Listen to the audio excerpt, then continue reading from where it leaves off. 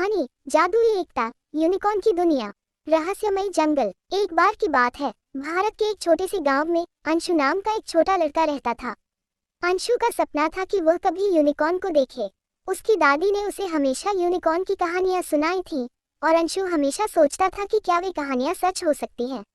एक दिन अंशु जंगल में गया। उसने सुना था कि उस जंगल में जादू छिपा हुआ है।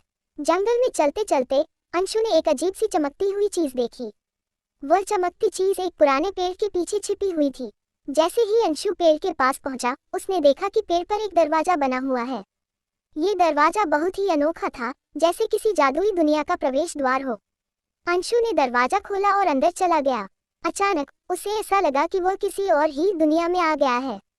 ये दुनिया बहुत ही सुंदर थी, चारों ओर हरियाली, फूल और पक्षियों का मधुर संगीत। अंशु उस जादुई दुनिया में आगे बढ़ा तो उसने देखा एक सफेद रंग का चमकदार जीव, जिसके माथे पर एक सुनहरा सींग था। अंशु समझ गया कि यही यूनिकॉर्न है। यूनिकॉर्न ने अंशु को देखा और मुस्कुराते हुए उसके पास आया। नमस्ते अंशु, यूनिकॉर्न ने कहा। मेरा नाम आर्य है। मैंने तुम्हारी प्रतीक्षा की थी। अंशु को यह सुनकर बहुत हैरानी हुई। तुम मेरा नाम कैसे जानते हो?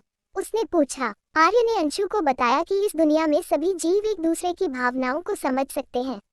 आर्य ने अंशु को एक जादुई यात्रा पर ले जाने का प्रस्ताव दिया, जिसमें वह विभिन्न जादुई प्राणियों से मिल सकेगा और इस दुनिया की अद्भुत बातें जान सकेगा। अंशु और आर्य ने मिलकर उस दुनिया की यात्रा शुरू की। उन्होंने हर तरह के जादुई प्राणियों से मुलाकात की, जैसे ड्रैगन, जादुई पक्षी और बोलने वाले पेड़। इस यात्रा के दौरान अंशु ने बहुत कुछ सीखा और समझा कि असली ताकत दिल की सच्चाई और अच्छाई में होती है, लेकिन हर कहानी में बुराई भी होती है। इस जादुई दुनिया में एक दुष्ट जादूगर था, जिसका नाम विक्रम था। विक्रम इस दुनिया पर कब्जा करना चाहता था और उसने कई प्राणियों को अपने वश में कर लिया था।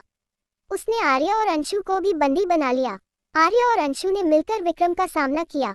उन्होंने अपनी बुद्धिमानी और हिम्मत का उपयोग किया और विक्रम की बुरी योजनाओं को विफल कर दिया। अंततः विक्रम को हराया गया और उसे उस जादुई दुनिया से बाहर निकाल दिया गया। अंशु और आर्य की दोस्ती और मजबूत हो गई। आर्य ने अंशु को वादा किया कि वह हमेशा उसकी मदद के लिए रहेगा, चाहे वह किसी भी दुनिया में हो। अंशु ने भी आर्य से वादा किया कि वह इस जादुई दुनिया की रक्षा के लिए हमेशा तैयार रहेगा। जब अंशु वापस अपने गांव लौटा, तो उसकी आंखों में एक नई चमक थी। उसने अपने दोस्तों और परिवार को अपनी जादुई यात्रा के बारे में बताया और वे सभी उसकी कहानियों को सुनकर बहुत खुश हुए। अंशु ने महसूस किया कि असली जादू हमारे दिल और हमारे रिश्तों में होता है। चाहे वह यूनिकॉर्न हो या कोई अन्य जादुई प्राणी, सबसे महत्वपूर्ण है हमारी सच्चाई, विश्वास और दोस्ती।